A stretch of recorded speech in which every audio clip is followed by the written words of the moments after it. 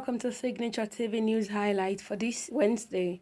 I am Damilola Abudu. The Federal Inland Revenue Service says it realized 98% of the revenue target set for it by the federal government in the revised target occasioned by the COVID-19 pandemic. The chairman of the service, Mohammed Nani, stated this in Abuja on Tuesday while briefing the press on the performance of the service in the 2020 fiscal year. Signature TV correspondent now reports. In the 2020 budget, the federal government had set a revenue target of over 8 trillion naira for the Internal Revenue Service. However, as a result of the effect of the COVID-19 on the economy of the country, the target was revised to over 5 trillion naira. Briefing the media on Tuesday, the Inland Revenue Service said it achieved 98% of the revised target. For the first time in recent memory, non-oil tax revenue accounted for almost 70% of contribution to Federation account.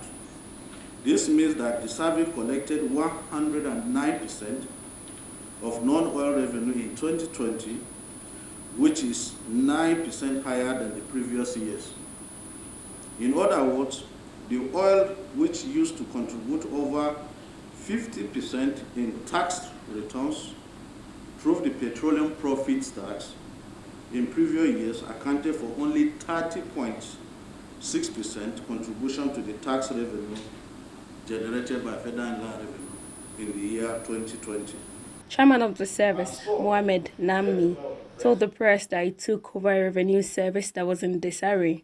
He said the situation, coupled with the economic disruption caused by the COVID-19 pandemic, created challenges in revenue generated by the service. Inherited a disoriented organization with majority of the staff having low morale, mainly as a result of underutilization of staff productive capacities. Now dreaded COVID-19 pandemic befell us and disrupted economic activities globally.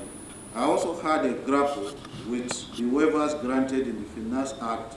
Mohammed, however, attributed the modest success recorded by the service to the reforms initiated by his administration and expressed optimism that if Nigerians are diligent in paying their taxes, the FIRS would do even better. Without the commitment of taxpayers in the country, who work hard and diligently to meet their tax obligation, my tax would have been tough. I also relied on my dedicated staff nationwide for their support and devotion to work, which made this performance possible despite the numerous obstacles encountered by the service in the year 2020.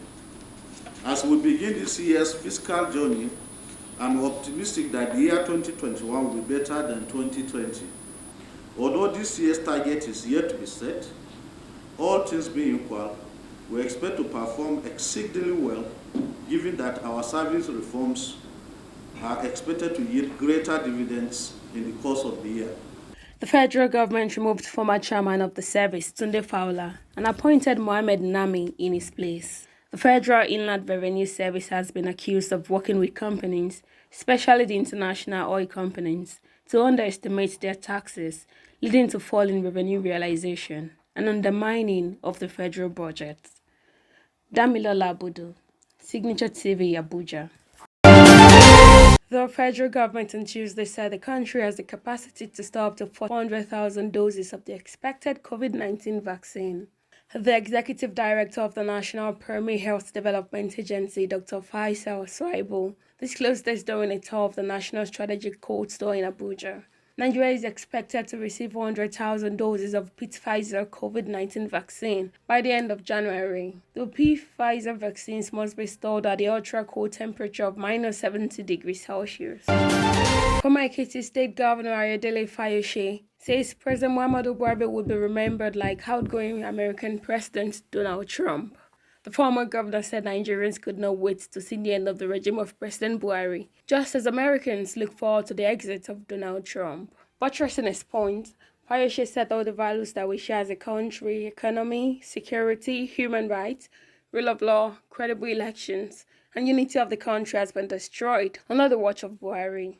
President Trump will exit the White House this Wednesday, shortly before the inauguration of Democrat Joe Biden as the 46th President of the United States.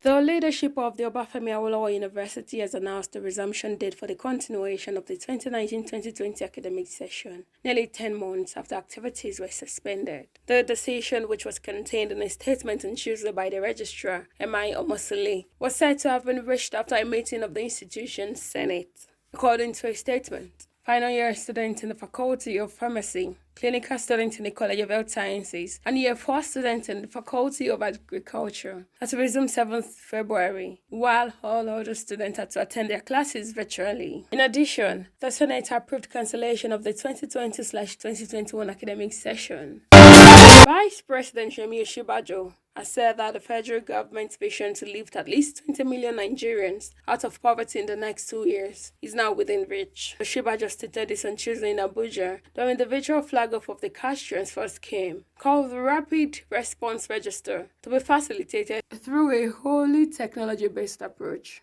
These follow the successful activation of the Economic Sustainability Plan's cash transfer scheme, aimed at delivering financial support to at least 1 million urban-based households. According to the Vice President, Rapid Response Register is a means by which the urban poor and vulnerable population can speedily identify using geographic satellite technology and other related means for the purposes of delivering cash to households affected by fallout of the COVID-19 pandemic in the country.